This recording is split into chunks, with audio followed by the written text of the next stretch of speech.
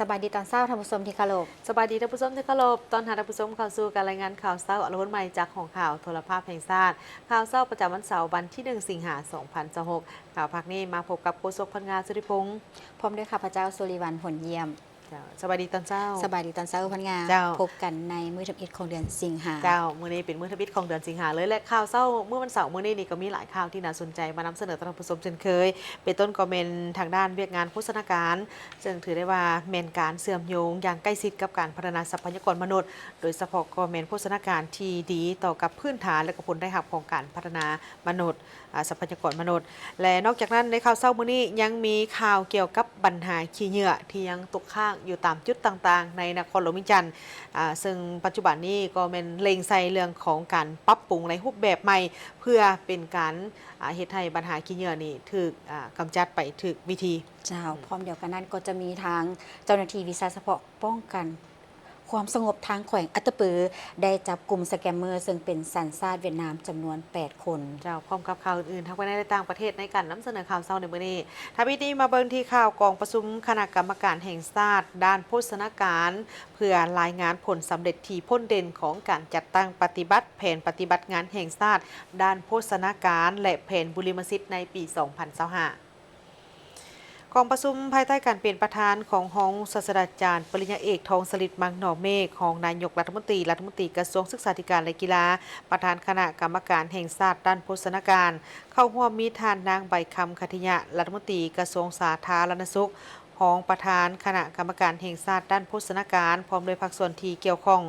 ห้องศาสตราจารย์ปริญญาเอกทองสฤษดิ์มังหน่อเมฆได้กล่าวว่าเมียงานโภชนาการแม่นการเสื่อมโยงกันอย่างใกล้ชิดกับการพัฒนาทรัพยากรมนุษย์โภชนาการที่ดีแม่นพื้นฐานเป็นพื้นฐานและเป็นผลได้รับของการพัฒนามนุษย์ซึ่งการพัฒนาทรัพยากรมนุษย์แม่นสุ่มใส่การขยายความอาจสามารถของคนเฮ็ดให้เขาเจ้าสามารถดำรงชีวิตโดยอยู่อย่างมีสุขภาพที่ดีและแข็งแรงทางด้านทางกายและจิตใจ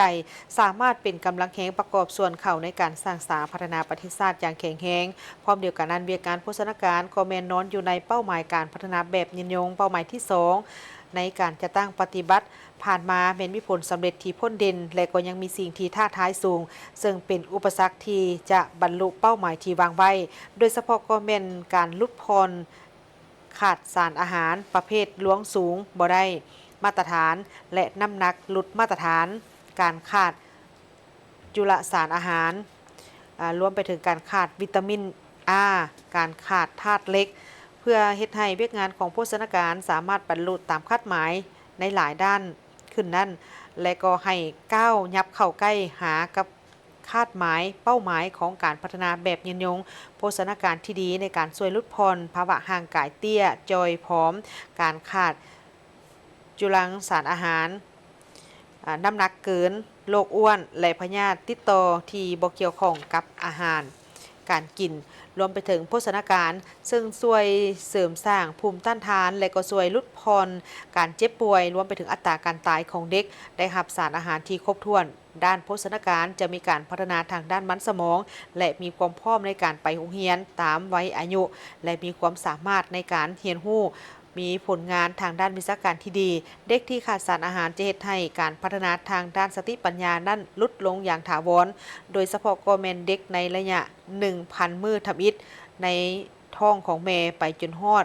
อายุ 6 เดือนกองประชุมในครั้งนี้แม่นเพื่อเป็นการรายงานถึงผลสำเร็จที่พ้นเด่นของการจัดตั้งปฏิบัติแผนปฏิบัติงานแห่งชาติด้านโภชนาการและบุริมสิทธิ์ในปี 2025รวมถึงผลสำเร็จและสิ่งท้าทายในการจัดตั้งปฏิบัติแผนปฏิบัติงานแห่งชาติแต่ปี 2021 ถึง 2025พร้อมทั้งจะได้มีการพิจารณารับรองยุทธศาสตร์แห่งชาติด้านโภชนาการ 2026 ถึง 2035 และแผนปฏิบัติงานแห่งชาติด้านโภชนาการ 2026 ถึง 2030 และอื่นๆในตอนเช้าของวันที่30กรกฎาคม2026ที่ผ่านมาทานวันใสพองสวรรค์กรรมการกรมการเมืองศูนย์กลางภาคเลขาธิการศูนย์กลางภาคประธานคณะกฎการศูนย์กลางภาคประธานองค์การกฎการแห่งรัฐและหัวหน้าองค์การต้านการส่อราษฎร์บางหลวงศูนย์กลางผู้ชี้นำหอบด้านอยู่แขวงพงศลีพร้อมคณะได้เกินไหวเยี่ยมยามและเฮ็ดเวียกอยู่ที่ทางเมืองบุญใต้แขวงพงศลีโอกาสนี้ได้รับฟังการรายงานสภาพโดยรวมของเมืองและการจัดตั้งปฏิบัติมติกองประชุมใหญ่ครั้งที่ 7ขององค์คณะพรรคเมืองก็คือการจัดตั้งปฏิบัติแผนพัฒนาเศรษฐกิจสังคม6เดือนต้นปี2026ของเมืองบุญใต้โดยเศรษฐกิจของเมืองเติบโต 9.87 ส่วนห้อยสามารถสร้างมูลค่าผลิตภัณฑ์ภายในได้587.56 ตื้อกีบบรรลุ 54.96 ส่วนห้อยของแผนการปี ในนี้คะแนนกสิกรรมป่าไม้กวมเอา26.33 ส่วนห้อยคะแนนอุตสาหกรรมหัตถกรรมกวม 66.73 ส่วนห้อยคะแนนบริการกวม 6.94 ส่วนห้อย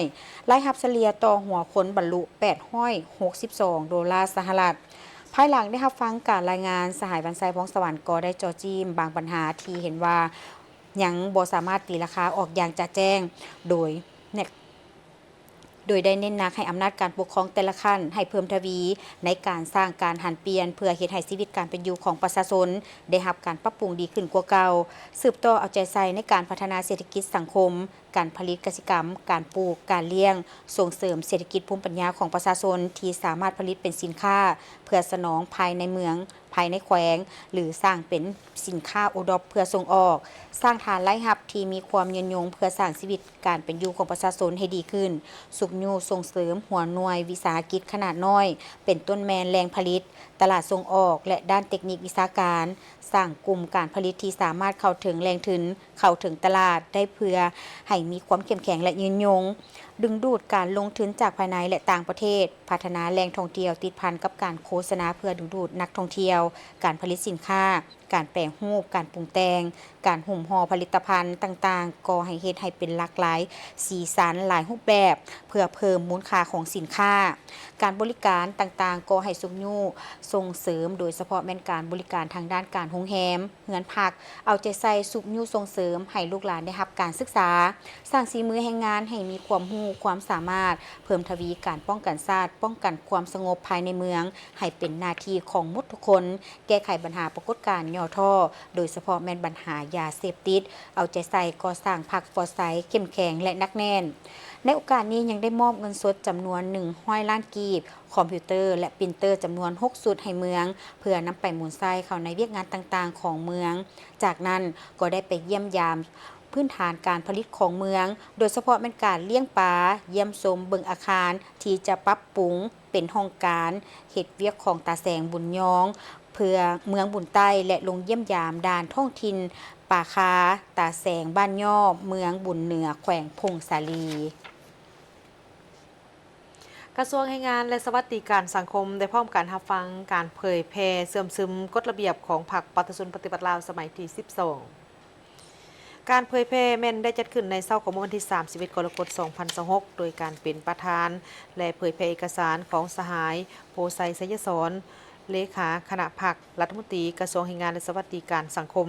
โดยมีบรรดาสหายเลขาหน่วยพรรคสมาชิกพรรคเข้าร่วม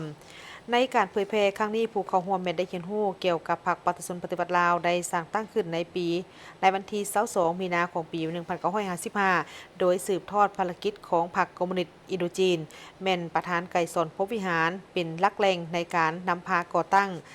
ธนุบำรุงฝึกฝนหล่อหลอมก่อสร้างและปรับปรุงให้นักแน่นเข้มแข็งอย่างประยุทธ์ยั่งพรรคปฏิชนปฏิวัติลาวประกอบด้วยบุคคลที่ตื่นตัวห้าวหันปฏิวัติดีเด่นกว่าหมู่และก็ได้รับความไว้วางใจสูงกว่าหมู่ในชนชั้นกรรมกรชาวกสิกรชนชั้นปัญญาชนและสาวพวกแรงงานอื่นๆในเผ่าต่างๆซึ่งได้ผ่านการทดสอบอยู่ในขบวนการปกปักรักษาและพัฒนาประเทศชาติมีน้ำใจสมัครใจเข้าในองค์การจัดตั้งของพรรคเพื่อ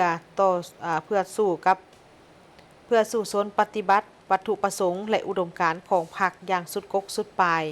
พรรคปฏิชนปฏิวัติลาวเป็นพรรคกำมะนาจเป็นแกนนำในระบบการเมืองของระบอบประชาธิปไตยปฏิชนนำพาปฏิชนบรรดาเผ่าปฏิบัติ2หน้าที่ยุทธศาสตร์ก็คือปกปักรักษาประเทศชาติและก่อสร้างระบอบประชาธิปไตยปฏิชนก้าวขึ้นสู่สังคมนิยมผลงานอันใหญ่หลวงที่พ้นเด่นในระยะที่ผ่านมานี้แม่นพรรคได้มีความสะดุ้งไวหันเปลี่ยนใหม่ในการนำพาของตนให้สอดคล้องกับสภาพความเป็นจริงของประเทศชาติและสากลโดยการวางแนวทางเปลี่ยนแปลงใหม่ครอบด้านมีหลักการของพรรคซึ่งสามารถปกปักรักษาความเป็นเอกราชอำนาจอธิปไตยและพื้นแผ่นดินอันครบถ้วนของประเทศชาติไว้อย่างมั่นคง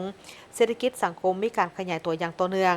ตามทิศอุตสาหกรรมและหันเป็นทันสมัยสิทธิ์เป็นเจ้าของปตสลาวบรรดาเผ่าได้รับการเสริมขยายและเปิดกว้างออกในสังคมความสามัคคีเป็นเอกภาพภายในพรรคสำหรับกฎระเบียบพรรคปฏิชนปฏิบัติลาวสมัยที่ 12 แมนมีทั้งหมด 15 หมวดและ 64 มาตราเรื่องงานบัญชีและการตรวจสอบอิสระถือเป็นเครื่องมือที่สำคัญอย่างยิ่งในการคุ้มครองเศรษฐกิจการเงินของประเทศชาติซึ่งในวันที่ 31 กรกฎาคม 2026 กระทรวงการเงินร่วมกับสภาวิชาชีพนักบัญชีและนักตรวจสอบได้จัดพิธีมอบใบยั่งยืนให้แก่ผู้สำเร็จการฝึกอบรมหลักสูตรวิชาชีพนักเชี่ยวชาญบัญชีลาวรุ่นที่ 16 จำนวน 164 ท่าน ให้เกียรติเข้าร่วมของทานผู้วงศ์จิตวงศ์รองรัฐมนตรีกระทรวงการเงินมีทานวีรภัยอุบลประเสริฐรองหัวหน้ากรมคุ้มครองการบัญชีทานสอนไสศิลเพชรประธานสภาวิชาชีพนักบัญชีและนักตรวจสอบพร้อมด้วยคณะบริหารงานคณะกรรมการครูอาจารย์และผู้เข้าร่วมอบรมการยกระดับความรู้ให้แก่นักบัญชีและนักตรวจสอบในครั้งนี้มีความสำคัญอย่างยิ่งต่อการพัฒนาประเทศชาติปัจจุบันพรรคและรัฐบาลได้บรรจุเอาเวียกงานก่อสร้างนักบัญชีตรวจสอบเข้าในแผนพัฒนาเศรษฐกิจสังคมแห่งชาติ5 ปีครั้งที่ 10เพื่อพัฒนาทรัพยากรมนุษย์ให้มีคุณภาพสูงการสร้างความเข้มแข็งให้วิชาชีพนี้จะเป็นกำลังแรงสำคัญในการสุกยู่ให้หัวหน่วยวิสาหกิจถือบัญชีอย่างถูกต้องเป็นเครื่องมือสุกยู่การประกอบพันธะเข้างบประมาณแห่งรัฐให้ถูกต้องครบถ้วนและทันเวลาทั้งเป็นการยกระดับมาตรฐานการเงินการบัญชีของลาวให้สอดคล้องกับมาตรฐานสากลเพื่อรับรองการขยายโตทางเศรษฐกิจอย่างยืนยงในโอกาสนี้ท่านผู้วงศ์จิตวงศ์ได้ให้คำเห็นโอ้ลมและทิศชี้นำต่อผู้สำเร็จการอบรมโดยเน้นใส่หาเนื้อในต้นตอเส้นต้องนำใส่ความรู้เข้าในการติดตามกวดกาการมอบพันธะเข้างบประมาณแห่งรัฐให้บรรลุตามแผนพัฒนาเศรษฐกิจสังคมต้องเป็นเจ้าการเผยแพร่แนะนำกฎหมายและระเบียบการเกี่ยวกับการบัญชีและตรวจสอบอิสระให้หัวหน่วยถือบัญชีได้รับทราบและเข้าใจอย่างถูกต้องเป็นกำลังแรงให้พรรครัฐห้ามบ่ให้มีการช่วยเหลือหัวหน่วยถือบัญชี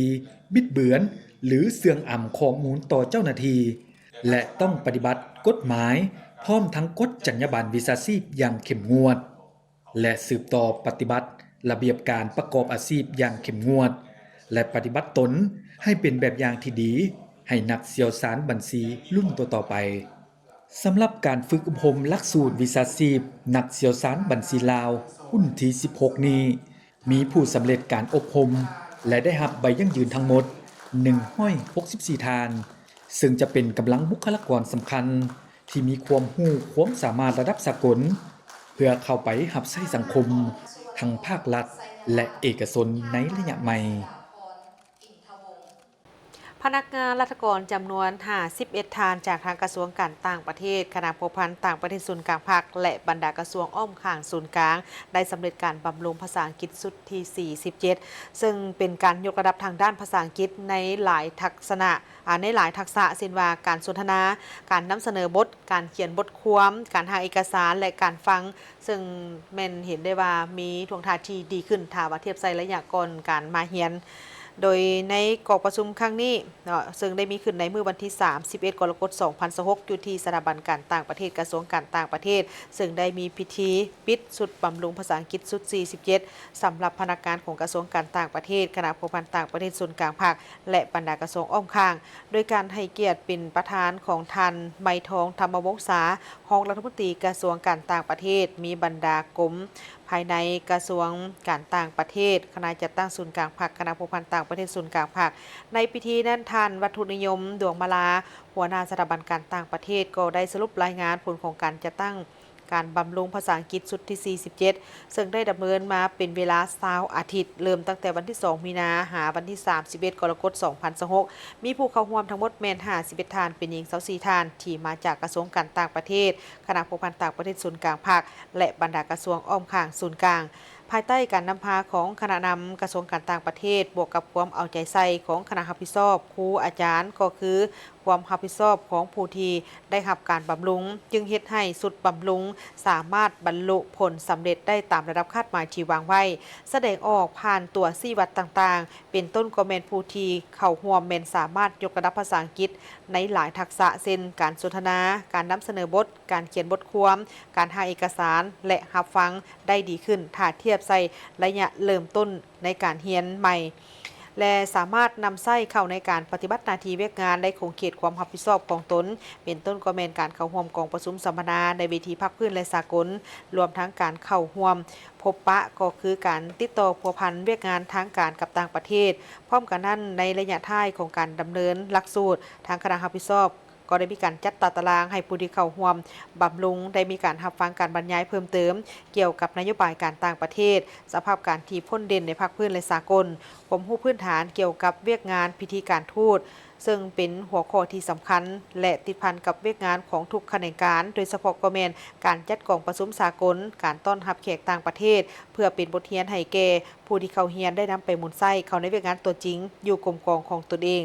พร้อมเดียวกันนั้นก็ได้มีการมอบใบย่องย่อให้แก่ผู้ที่เข้าร่วมบำรุงในสุดนี้ที่เป็นผู้ที่เข้าร่วมบำรุงดีเด่นในประจำสุดเรียนในจำนวน5ทานนี่เป็นหญิงเป็น2ทานนอกจากการเรียนการสอนภายในห้องเรียนแล้วทางสุดบำรุงสุดนี้ก็ยังได้สร้างกิจกรรมของการเคลื่อนไหวนอกหลักสูตรเป็นต้นก็แม่นไปทัศนศึกษาอยู่ที่ศูนย์ฟื้นฟูนาทีการศูนย์ข้อมูลข่าวสารคนพิการและเขื่อนไฟฟ้าน้ำมือหนึ่งอยู่ที่เมืองแก้วอุดมแขวงเวียงจันทน์รวมทั้งได้มีการจัดกิจกรรมนอกหลักสูตรเป็นต้นก็เป็นการแข่งขันกีฬาต่างๆเพื่อประกอบส่วนในการสร้างขบวนการกำลับพับต้อนวันสำคัญต่างๆของชาติและก็เพื่อเป็นการสร้างความหักแพงหัดแน่นความสามัคคีระหว่างครูอาจารย์พนักงานสถาบันการต่างประเทศและผู้ที่เข้าร่วมสุดบำรุงดังกล่าวนี้มาจากภาคส่วนอื่นๆให้มีบรรยากาศที่ฟุดฟื้นและแน่นแฟ้นส่วนในตอนท้ายของพิธีทานไม้ทองธรรมวงศาประธานพิธีก็ได้มีการให้เกียรติมอบใบยั่งยืนพร้อมกับโอลมให้ทิศสินำต่อกับบรรดาพนักงานที่สำเร็จการบำรุงภาษาอังกฤษในสุดนี้โดยได้เน้นถึงความสำคัญและความจำเป็นต่อกับการยกระดับภาษาอังกฤษเพื่อเป็นเครื่องมือในการเสริมขยายการพัวพันร่วมมือกับสากลได้มีกองประชุมประเมินการจัดตั้งปฏิบัติดำรัสว่าด้วยการจัดตั้งและการเคลื่อนไหวขององค์การคุ้มครองบริหารเขตเศรษฐกิจพิเศษสามเหลี่ยมคำเลขที่359/นย.ลงวันที่22 พฤศจิกายน 2023กองประชุมได้จัดขึ้นในวันที่31 กรกฎาคม 2026โดยภายใต้การเป็นประธานของทานนางพรวรรณ อุทวงศ์รองรัฐมนตรีรองประธานคณะกรรมการส่งเสริมและคุ้มครองการลงทุนมีผู้ประจำการและประธานร่วมโดยทานดอนไพวงศ์รองหัวหน้าคณะจัดตั้งศูนย์กลางภาคมีต่างหน้าจากบรรดากระทรวงองค์การเกี่ยวข้องเข้าร่วมอย่างพร้อมเพรียงทานนางรัตนาอินทพลรองหัวหน้าองค์การคณะกรรมการส่งเสริมและคุ้มครองการลงทุนได้รายงานสภาพรวมการจัดตั้งปฏิบัติดำรัสว่าด้วยการจัดตั้งและการเคลื่อนไหวขององค์การคุ้มครองบริหารเขตเศรษฐกิจพิเศษสามเหลี่ยมคำเลขที่359/นย.ในระยะ2 ปีกว่าผ่านมาเกี่ยวกับภาระบทบาทหน้าที่และขอบเขตสิทธิของภาคส่วนที่เฮ็ดหน้าที่ในการคุ้มครองเวียกงานดังกล่าวผ่านการจัดตั้งปฏิบัติระยะเกือบ1 ปีผ่านมาเห็นได้ว่ามีผลสำเร็จหลายด้านที่เกิดขึ้นเคียงคู่กันนั้นยังมีบางจุดในดำรัสดังกล่าวที่เห็นว่ายังจะต้องได้สืบต่อค้นคว้าปรับปรุงให้มีความสอดคล้องกับสภาพการจัดตั้งปฏิบัติตัวจริงในปัจจุบันให้หลายขึ้นตามที่ชี้นำของขันเทิงเพื่ออำนวยความสะดวกบนพื้นฐานกฎหมายระเบียบการและปรับปรุงบรรยากาศการลงทุนให้ดีขึ้นกว่าเก่าและแก้ไขบรรดาปัญหาข้อยุ่งยากที่เป็นอุปสรรคให้แก่การลงทุนเพื่อประกอบส่วนเข้าในการพัฒนาเศรษฐกิจสังคมแห่งชาติอย่างยืนยง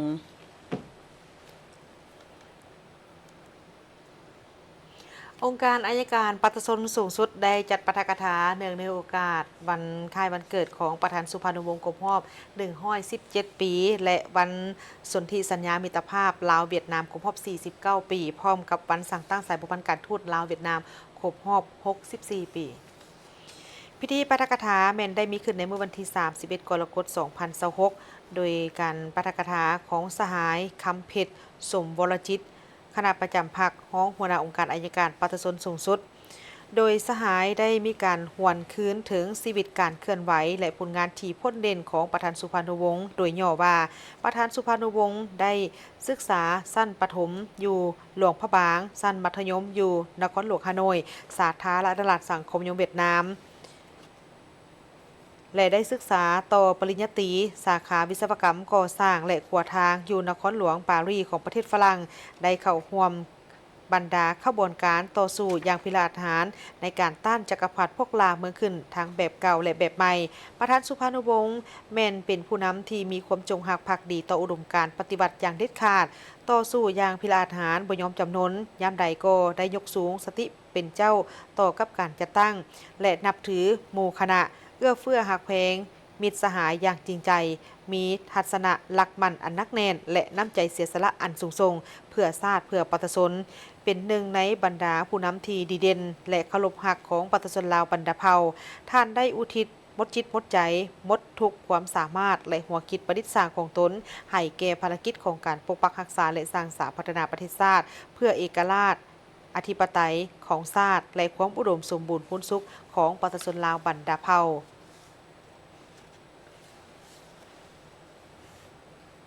ทางผู้ชมเนืองในโอกาสวันสากลเพื่อต้านการฆ่ามนุษย์องค์การสหประชาชาติเพื่อต้านยาเสพติดและอาชญากรรมร่วมกับองค์การผู้ประสานงานองค์การสหประชาชาติประจำสาธารณรัฐประชาธิปไตยประชาชนลาวได้มีงานสัมมนาในหัวข้อ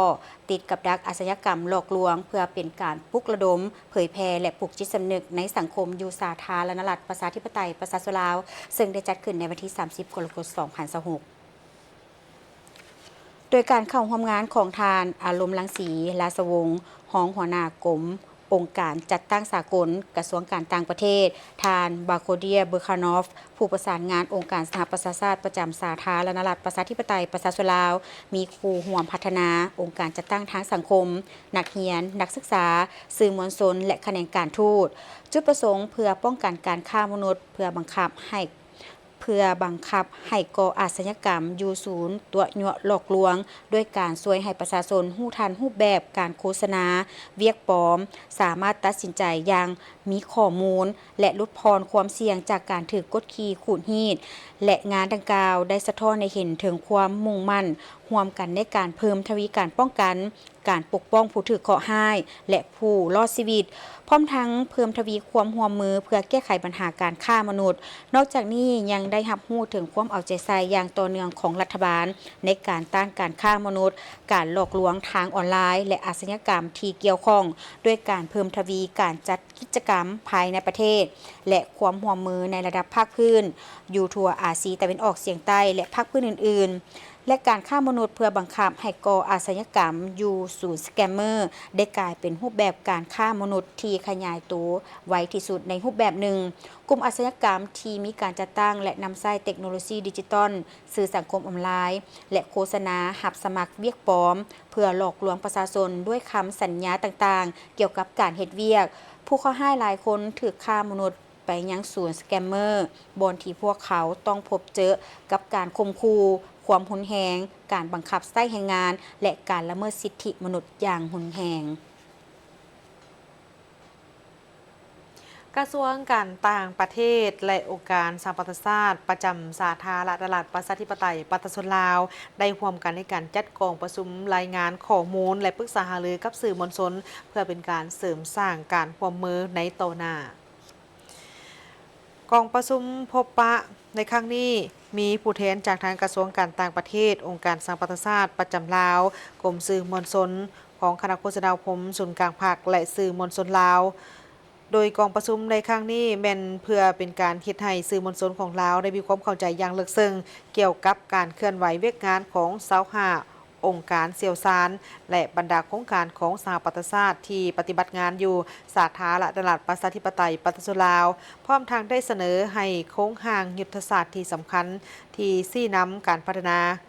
ประเทศชาติโดยท่าน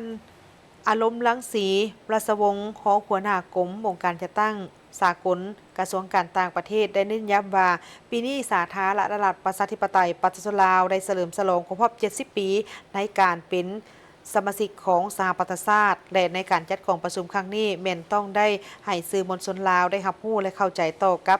ผลงานของสหประชาชาติอยู่สาธารณรัฐประชาธิปไตยประชาชนลาวในขณะที่รัฐบาลลาวกำลังสุ่มใส่โดยเฉพาะก็เป็นกำลังสรุปห่างแผนพัฒนาเศรษฐกิจสังคมแห่งชาติครั้งที่10 2026 ถึง 2030 และการห่างบทการร่วมมือเพื่อการพัฒนาที่ยืนยงระหว่างลาวและสหประชาชาติฉบับใหม่ 2027 ถึง 2031 ไปพร้อมๆกันท่านบาโคเดียเบอร์คานอฟผู้ประสานงานเครือข่ายองค์การสหประชาชาติยังได้ยกให้เห็นถึงขอบเขตของเวียกงานที่กำลังจัดตั้งปฏิบัติอยู่ในจำนวน 18 แขวงในทั่วประเทศซึ่งควมเอาโครงเขตที่สำคัญเช่นสาธารณสุขการศึกษาการรับมือกับการเปลี่ยนแปลงดินฟ้าอากาศการบริหารรัฐที่ดีและการปฏิรูปเศรษฐกิจท่านบาโคเดียยังได้มีการปลุกระดมให้บรรดาสื่อมวลชนได้นำใช้ความเชี่ยวชาญทางด้านเทคนิคข้อมูลความจริงเพื่อผลิตบทผลิตข่าวให้มีคุณภาพกองประชุมครั้งนี้ได้มีการปรึกษาหารือถึงเหตุการณ์ที่สำคัญของชาติโดยเฉพาะก็เป็นการก้าวเกี่ยวพร้อมๆของสาธารณรัฐประชาธิปไตยประชาชนลาวในการหลุดพ้นออกจากสถานภาพประเทศด้อยพัฒนาซึ่งรัฐบาลสาธารณรัฐประชาธิปไตยประชาชนลาวและสหประชาชาติได้ยืนยันคืนถึงความมุ่งมั่นและพันธะเพื่อรับประกันให้แก่การข้ามผ่านนี้ได้เป็นอย่างดีโดยมีส่วนร่วมจากทางทุกภาคส่วนกองประชุมในครั้งนี้ก็ยังได้ยกให้เห็นถึงเหตุการณ์ที่สำคัญกับการเคลื่อนไหวในเวทีสากลที่กำลังจะมาถึงนี้ซึ่งรวมมีทางการที่สาธารณรัฐประชาธิปไตยประชาชนลาวได้รับร้องเป็นเจ้าภาพจัดกองประชุมทบทวนคืนรอบเวียนที่ 3 ของสนธิสัญญาว่าด้วยการเกิดห้ามระเบิดลูกบาลหรือ CCM และการเข้าร่วมกองประชุมสมัชชาใหญ่องค์การสหประชาชาติครั้งที่ 81 อยู่ที่นครนิวยอร์กลาวและไทยลงนามบันทึกความเข้าใจว่าด้วยการปกป้องแรงงานเคลื่อนย้ายและยะปี 2026-2030 เพื่อสร้างความเข้มแข็งด้านนิติกรรมให้แรงงานเคลื่อนย้ายได้รับการปกป้องสูงสุดพิธีลงนามบทบันทึกความเข้าใจดังกล่าวได้มีขึ้นในวันที่ 30 กรกฎาคม 2026 ที่ผ่านมาที่นครหลวงวิจันทร์ระหว่างทานนางจันเพ็ญมณีแสงกรรมการคณะบริหารงานศูนย์กลางสหพันธ์กรรมบาลลาวหัวหน้ากรมปกป้องแรงงานศูนย์กลางสหพันธ์กรรมบาลลาวและทานมันโกรัสเลขาธิการสมาพันธ์สหภาพแรงงานระหว่างประเทศประจำประเทศไทยโดยการเข้าร่วมของทานพรสารวิไลเมงรองประธานคณะบริหารศูนย์กลางสหพันธ์กรรมบาลลาวพร้อมด้วยผู้ต่างหน้าจากคณะพัวพันธ์ต่างประเทศศูนย์กลางภาคกระทรวงการต่างประเทศกระทรวงแรงงานและสวัสดิการสังคมองค์การแรงงานสากล ILO ประจำสาธารณรัฐประชาธิปไตยประชาชนลาวสภากรรมบาลอาเซียน ATUC และพนักงานหลักแรงที่เกี่ยวข้องเข้าร่วมการลงนามว่าด้วยการปกป้องแรงงานเคลื่อนย้ายระยะปี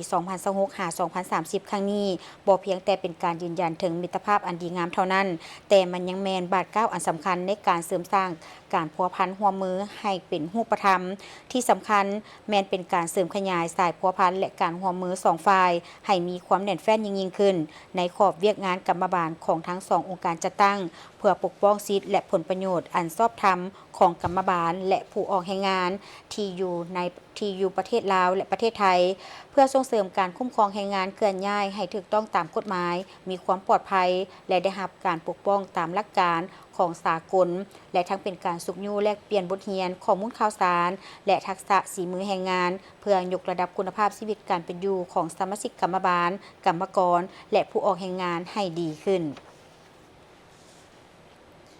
ถ้าผสมในกระลบต่อกับปัญหาขี้เหงื่อที่ยังตกค้างอยู่ตามจุดต่างๆในนครหลวงวิจันทร์สาเหตุแม่นมาจากหลายสาเหตุรวมไปถึงจากทั้งคะแนนการที่รับผิดชอบผู้ประกอบการประชาชนและระบบโครงสร้างและรวมไปถึงสภาพการทางด้านเศรษฐกิจและการขาดแคลนแรงงานซึ่งส่วนเหล่านี้แม่นได้ส่งผลกระทบต่อกับการเก็บเมี่ยนขี้เหงื่อรวมไปถึงการขนส่งขี้เหงื่อท่านปัญญามณีวงศ์หัวหน้าของการคุ้มครองและบริการคุ้มครองตัวเมืองนครหลวงวิจันทร์หรือคบต.ได้ให้สัมภาษณ์ว่าปัญหาขี้เหงื่อตกค้างตามจุดต่างๆในนครหลวงวิจันทร์ยังเป็นความท้าทายและสร้างเสียงจมวาจากสังคมซึ่งเกิดจากหลายสาเหตุรวมกันทางด้านความสามารถของบริษัทผู้ประกอบการบ่ปฏิบัติตามระเบียบของประชาชนจำนวนหนึ่งข้อจำกัดด้านโครงสร้างรวมถึงผลกระทบจากสภาพเศรษฐกิจ และมีบางบริษัทที่ขีดความสามารถด้านการบริการยังบ่ทันเข้มแข็งเท่าที่ควรเป็นต้นพาหนะเปเพขาดแคลนแรงงานและอื่นๆเฮ็ดให้การเก็บเมียนและขนส่งขี้เหยื่ออยู่บางเขตบ่สามารถดำเนินไปได้ตามแผนและเกิดมีเสียงจมวาจากสังคมต่อการบริการในแต่ละระยะคือดังที่ผ่านมาต่อกับสภาพปัญหาที่เกิดขึ้นในระยะผ่านมาก็คือห่างเสียงการส่งข่าวในจุดต่างๆมีสภาพการเก็บเป็นขี้เหยื่อบ่สม่ำเสมอเนาะมีการขาดไปบริการบ่ตรงเวลาเกิดมีสภาพขี้เหยื่อข้างตามจุดต่างๆต้องการเข้ามาต่อเฮาก็ได้มีการประสานสมทบโดยเฉพาะแม่นคนคั่วปัญหาแท้ๆมันเกิดย้อนหยังสาเหตุเกิดย้อนหยังถือว่าปัญหาที่เกิดขึ้นครับโดยรวมแล้วกับมันเกิดจากหลายๆภาคส่วนแต่ว่าภาคส่วนที่สำคัญและแม่นผู้ให้บริการเก็บเมียนขนส่งขี้เหยื่อก็คือผู้ประกอบการครับเป็นปัญหาเรื่องด้านพาหนะของบริษัทเองความพร้อมในการให้บริการปัญหาด้านแรงงานภายในบริษัทรวมทั้งปัญหาสภาพน้ำมันเชื้อไฟมีราคาสูงในระยะผ่านมาก็เป็นปัญหาหนึ่งที่ส่งผลกระทบต่อการขนส่งขี้เหยื่อนั่นก็เป็น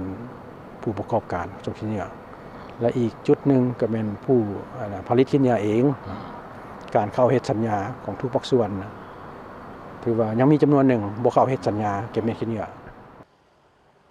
อย่างใดก็ตามการแก้ไขปัญหาขี้เหยื่อที่ตกค้างในตัวเมืองจำเป็นต้องได้อาศัยการร่วมมือจากทุกภาคส่วนทางภาครัฐภาคธุรกิจองค์การปกครองท้องถิ่นและประชาชน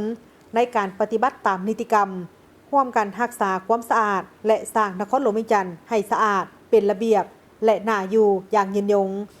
ทางองค์การคุ้มครองและบริการคุ้มครองตัวเมืองนครหลวงเวียงจันทน์ได้มีการวางแผนยุทธศาสตร์และมาตรการสำคัญคือ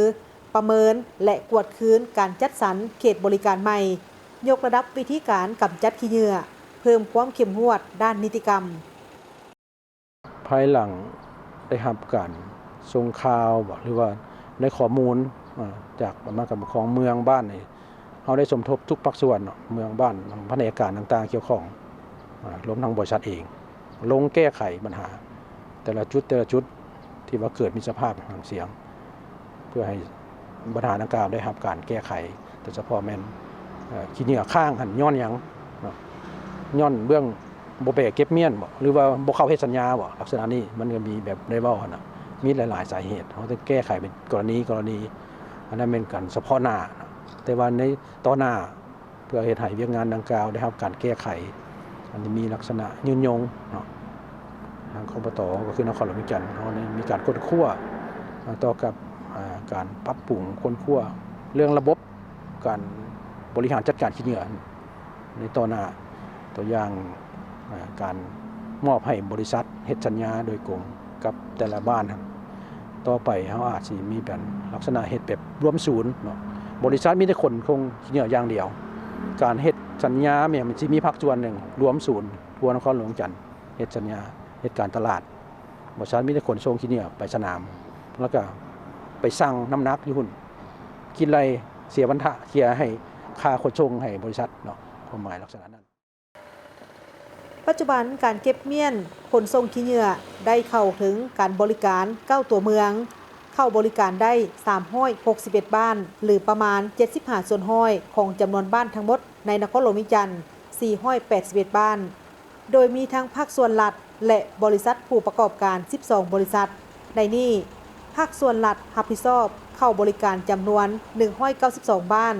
ซึ่งแม่นบริษัทสมอลบีที่ปรึกษาด้านการลงทุนจำกัดเป็นผู้รับผิดชอบในการบริหารโดยอิงตามจำนวนประชากรในนครหลวงเวียงจันทน์คาดคะเนปริมาณขี้เหยื่อที่เกิดขึ้นในแต่ละวันประมาณ700-900ต้นแต่ตัวจริงสามารถเก็บเมียนขนส่งไปกำจัดอยู่สนามขี้เหยื่อหลัก32ได้ประมาณ500ต้นต่อวันส่วนที่เหลือแม่นถูกกำจัดแบบบ่ถูกต้องเช่นทิ่มสะทรายตามสถานที่ต่างๆทิ่มตามดินเปล่าวางทิ่มลงห้องระบายน้ำแม่น้ำลำเซมีการจูดเผาและการแก้ไขปัญหาขี้เหยื่อที่ยังตกค้างฉะนั้นปัญหาที่กล่าวมานั้นจะบ่สามารถสำเร็จผลได้ หากปราศจากการร่วมมือจากทุกภาคส่วนทางภาครัฐภาคธุรกิจองค์การปกครองท้องถิ่นและประชาชนทุกคนในการรักษาความสะอาดเพื่อสร้างนครหลวงวิจันทร์ให้เป็นเมืองที่สะอาดเป็นระเบียบและน่าอยู่อย่างยืนยงท่านผู้ชมไปเบิ่งผลงานของปกส.แขวงอัตตปือได้กักตัวกลุ่มแก๊งสแกมเมอร์สัญชาติเวียดนามจำนวน 8 คน เจ้าหน้าที่วิสาเฉพาะกองบัญชาการป้องกันความสงบแขวงอัตตปือสมทบกับเจ้าหน้าที่วิสาเฉพาะกองบัญชาการป้องกันความสงบเมืองสามัคคีไซและภาคส่วนที่เกี่ยวข้องกักตัวกลุ่มแก๊งสแกมเมอร์จำนวน 8 คนสัญชาติเวียดนามซึ่งได้จับกลุ่มวังมอมานีโดยได้ค้นเคหสถานเฮือนเซาอยู่จำนวน 2 จุดที่ 1 อยู่ที่บ้านเมืองใหม่เมืองสามัคคีไซผ่านการกดค้นของเจ้าหน้าที่วิสาเฉพาะได้พบเห็นโน้ตบุ๊กจำนวน 9 เครื่องพาสปอร์ตจำนวน 4 หัวของคนเวียดนามจำนวน 4 คน จุดที่ 2 ได้เข้ากวดค้นเฮือนเซาอยู่ที่บ้านเซกองเมืองสามัคคีไซแขวงอัตตปือผ่านการกวดค้นของเจ้าหน้าที่วิสาเฉพาะได้พบเห็นพาสปอร์ตจำนวน 4 หัวของคนเวียดนามจำนวน 2 คนสามารถกักและยึดของกลางจำนวน1มี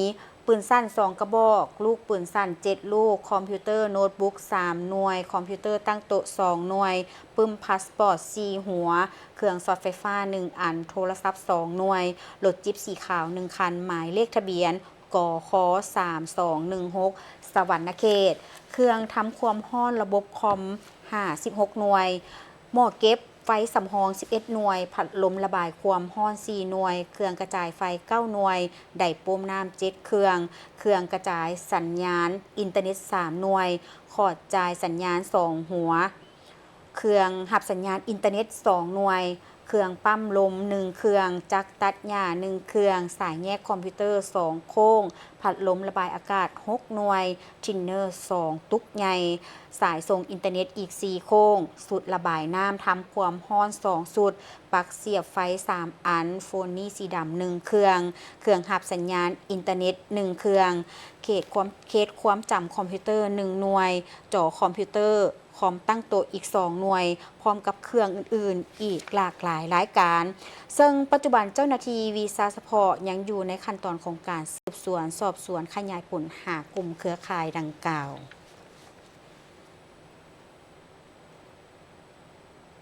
เมื่อเว้าถึงว่าการปราบปรามบรรดากลุ่มแก๊งสแกมเมอร์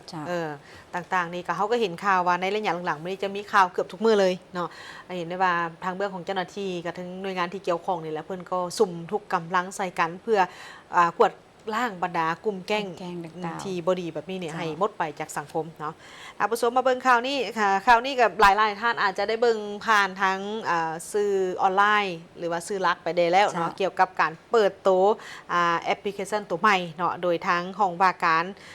กระทรวงป้องกันความสงบเพิ่นได้มีการแจ้งมาถึงบรรดาทางผู้ชมทางบ้านโดยเฉพาะก็เป็นผู้ที่ได้ใช้บัตรประชาชนบัตรประชาชนนี่บางท่านก็ยังสิมีความงงๆอยู่ว่าบัตรประชาชนปัจจุบันนี้มันหน้าตาเป็นแบบใดเนาะบางท่านอาจจะได้ไปเฮ็ดแล้วเนาะเป็นบัตรประชาชนแบบดิจิตอลตัวใหม่ล่าสุดเลยขนาดเทียบใส่รุ่นเก่าใหม่ว่ามันจะเป็นอยู่3บัตรเนาะเมื่อก่อนจะออกเป็นบัตรขาวก่อนบัตรขาวแล้วก็จะมีบัตรเขียวเอาเข้มแล้วต่อมาบัตรดิจิตอลนี่จะเป็นเขียวอ่อนๆบางท่านเห็นว่าโอ้ขั้นคำมาเขียวแล้วเข้าใจว่าเป็นตัวบัตรดิจิตอลตัวใหม่นี่เพิ่นบ่ใช้บ่แม่นเด้อเนาะตัวใหม่นี่เพิ่นนำใช้แล้วเนาะ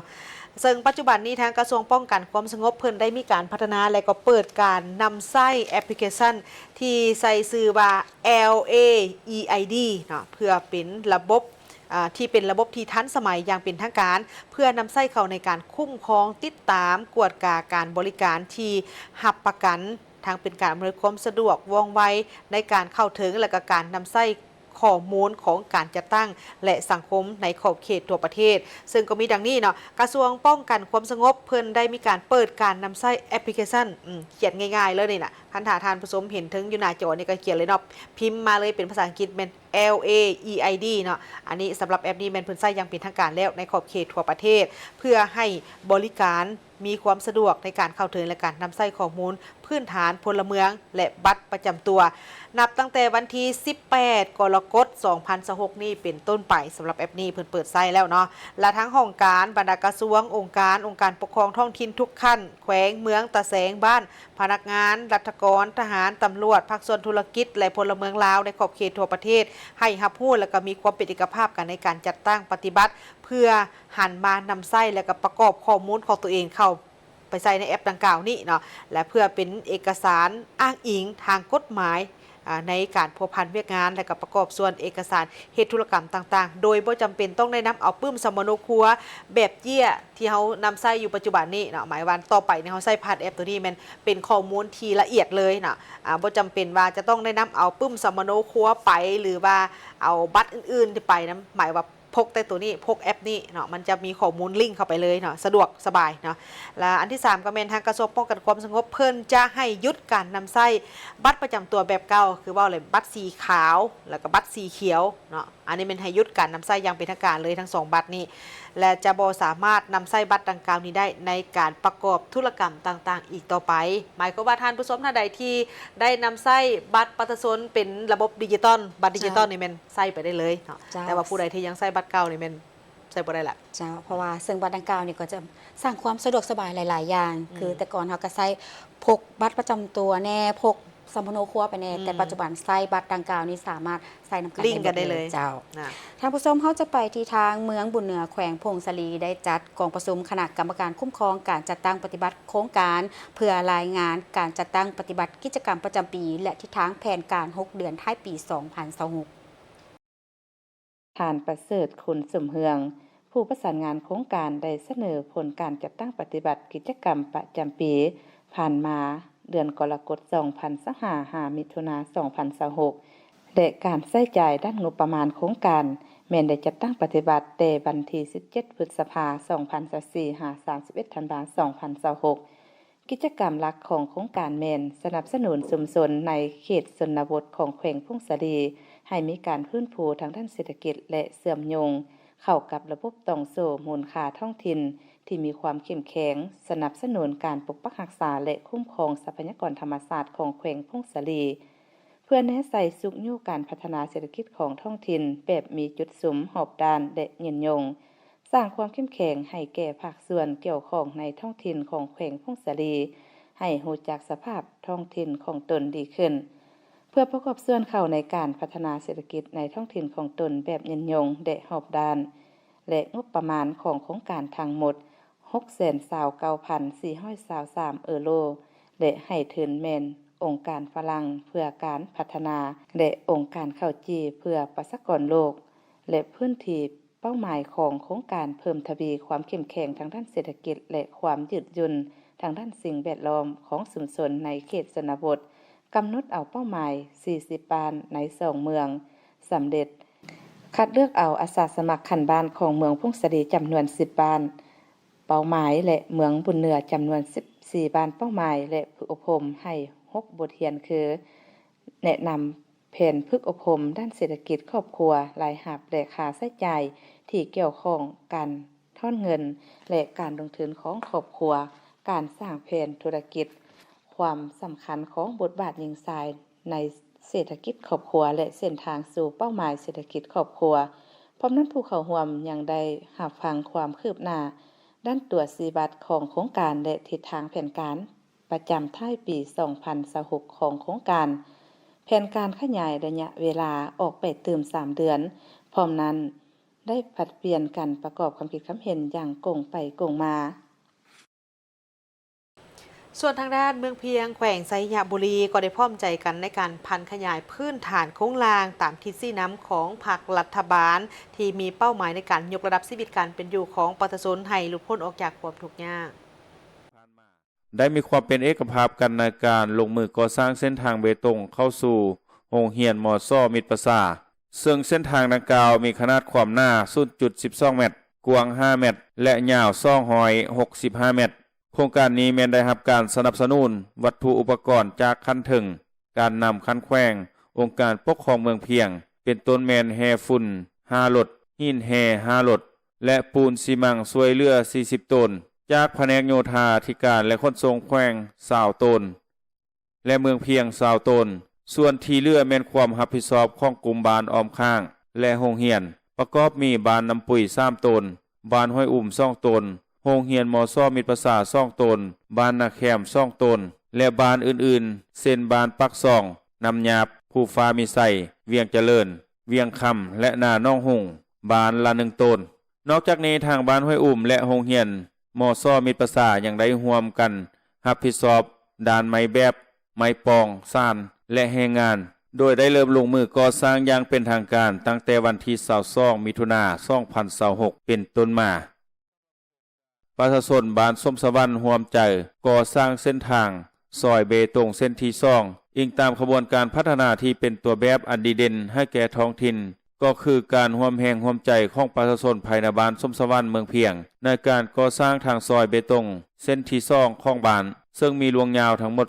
280 เมตรอยู่หอม10ทางเข้าสำนักงานตาแซงนาสวรรค์และหอพิพิธภัณฑ์กองข้าวใหญ่โครงการนี้แม่นการสมทบทุนระหว่างภาครัฐและประชาชนอย่างแท้จริงโดยครอบครัวประชาชนภายในบ้าน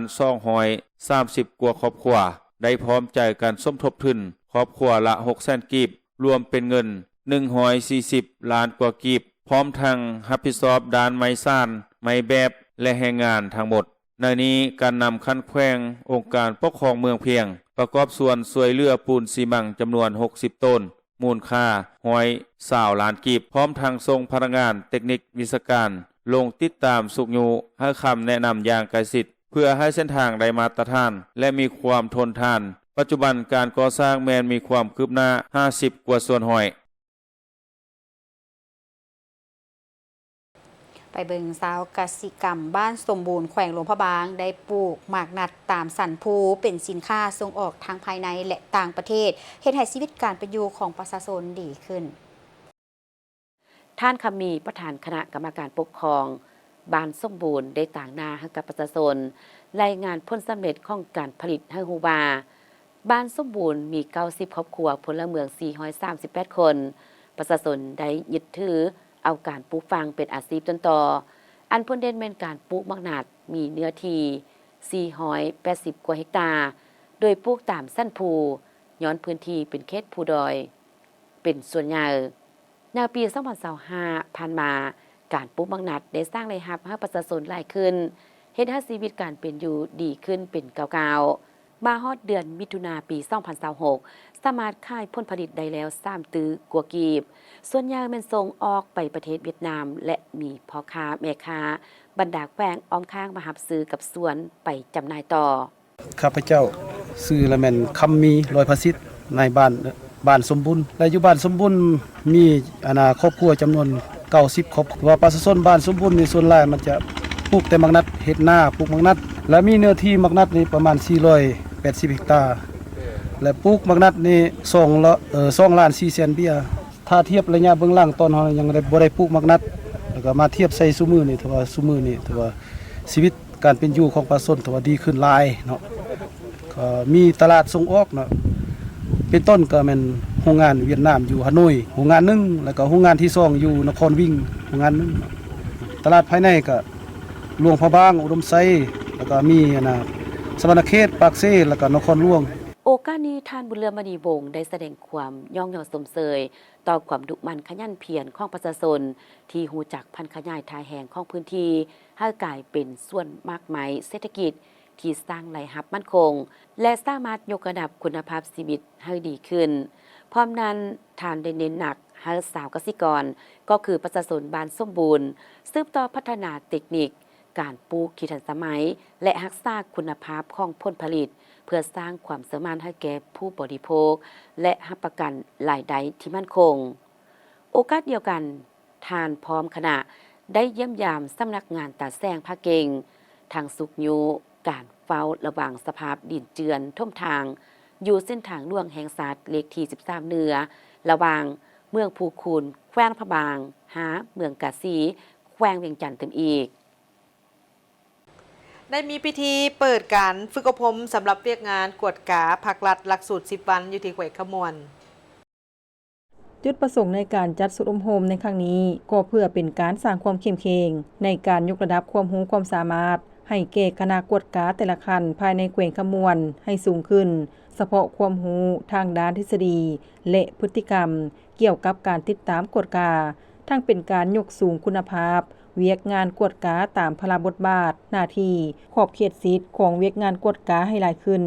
สุดอบรมดังกล่าวผู้เข้าร่วมจะได้พร้อมกันคุ้นครัวเรียนรู้แลกเปลี่ยนบทเรียนประสบการณ์ซึ่งกันและกันระหว่างขั้นศูนย์กลางขั้นแขวงขั้นเมืองบรรดาแผนกการออมข้างเส้นคงขีดเวียกงานเกี่ยวกับโครงจักรการจัดตั้งของคณะกวดกาภาคองค์การกวดการัฐและต้านการซ่อนรัฐบังหลวงการบำรุงสร้างพนักงานกวดกาความรู้เกี่ยวกับเวียกงานกวดกาและติดตามของพรรคการติดตามกฎกาการจัดตั้งพรรครัฐและสมาชิกพรรคพนักงานรัฐกรเมื่อมีปรากฏการณ์ละเมิดกฎระเบียบพรรคกฎหมายของรัฐระเบียบวินัยของพรรคและกฎกาวินัยพรรคการกวดกาพิสูจน์ในการกวดกาพรรคบางปัญหาพื้นฐานจิตศาสตร์ในเวียกงานกวดกาเวียกงานค้นคว้าแก้ไขคำเสนอความรู้เกี่ยวกับการสืบสวนสอบสวนการซ่อรัฐบังหลวงการติดตามกฎกาโครงการลงทุนของรัฐแต่หัวทีและอื่นๆรวมถึงความรู้พื้นฐานเกี่ยวกับนวัตกรรมใหม่ AI เพื่อนำใช้เข้าในโครงข่ายเวียกงานทางราชการสุดอบรมดังกล่าวนอกจากการค้นคว้ารับฟังบรรดาเอกสารที่สำคัญดังกล่าวแล้วผู้เข้าร่วมยังจะได้สร้างกิจกรรมเพื่อแลกเปลี่ยนบทเรียนแก้ข้อข้องใจร่วมกันระหว่างวิทยากรกับนักสัมมนากรพร้อมกันลงลึกให้เห็นถึงปัญหาที่เป็นจุดอ่อนข้อคงค้างของเวียกงานกวดกาผ่านมาเพื่อพร้อมกันค้นคว้าทิศทางในการแก้ไขให้หมดไปเทื่อละกาวสุดอบรมดังกล่าวแม้นจะได้ดำเนินไปจนถึงวันที่7 สิงหาคม 2026 นี้ห้องหมอน้อยตาแสงตะปือเมืองท่าแตงแขวงเซกองได้สรุปการจัดตั้งปฏิบัติเวียกงานสาธารณสุขประจำ6 เดือนต้นปี 2026และวางทิศทางแผนการ6 เดือนท้ายปี 2026ท่านนางโบไขไส้ยาพิมพ์หัวหน้าห้องหมอน้อยที่ขึ้นกับตาแสงกระปื้อได้ขึ้นผ่านบทสรุปการจัดตั้งปฏิบัติเวียกงานสาธารณสุข6 เดือนผ่านมา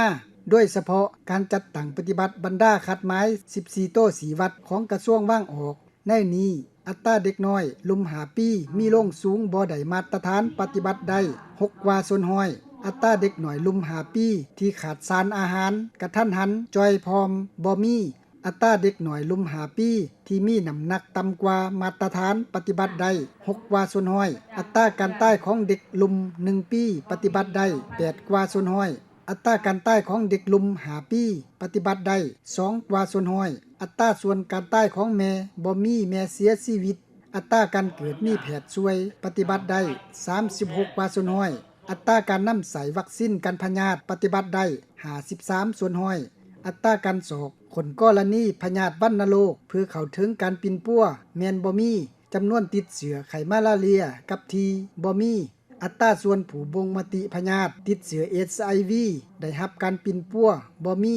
อัตราการปกคุมโดยประกันสุขภาพปฏิบัติได้100 ส่วนห้อยอัตราการส้มใสน้ำสะอาดปฏิบัติได้100 ส่วนห้อยอัตราสถานที่บริการสาธารณสุขได้จัดตั้งปฏิบัติเป็นสถานที่บริการสะอาดปลอดภัยและเป็นมิตรต่อสิ่งแวดล้อมทนทานต่อการเปลี่ยนแปลงดินฟ้าอากาศบ่มีซึ่งโทตาแสงกระปื้อประกอบมีห้องหมอหน่อย1แห่งมีอสบ35 คนยิ่ง8 คนมีหมอหญ้าผืนเมือง1ทานมีหารไข่ย่าเอกชน8ห้านในนี้หารขัน1มี6ห้านหารขัน3มี2ห้านมี11บ้านมีพลเมือง 10,218 คนยิ่ง 4,850 คนมี 2,144 ครอบครัวมี 1,658 หลังคาเรือนมี8ชนเผ่าคือเผ่าลาวเผ่าสวยเผ่าอารักเผ่าเกลียงเผ่าละเวียนเผ่าเตรียงเผ่าตะอวยและเผ่ากระตู้จากนั้นประธานกองประชุมและผู้เข้าร่วมได้พัดเปลี่ยนกันประกอบคำคิดเห็นใส่บทสรุปและทิศทางแผนการด้วยสอกให้เห็นจุดดีเพื่อเสริมขยายและจุดอ่อนขอคงค้างเพื่อพร้อมกันหาวิธีแก้ไขแน่ใส่เฮ็ดให้การเคลื่อนไหวจัดตั้งปฏิบัติหน้าที่อยู่ห้องมอน้อยระยะ6 เดือนถ่ายปี 2026ให้มีผลสำเร็จตามแผนการที่วางไว้ท ทั้งหมดนี้คือการรายงานข่าวสตาร์อรุณใหม่จากของข่าวโทรภาพแห่งชาติแล้วพบกันได้ไหมในการรายงานข่าวภาคต่อไปส่วนข่าวภาคนี้โฆษกทั้งสองพร้อมกับทีมข่าวลาท่านผู้ชมไปก่อน สบายดี สบายดี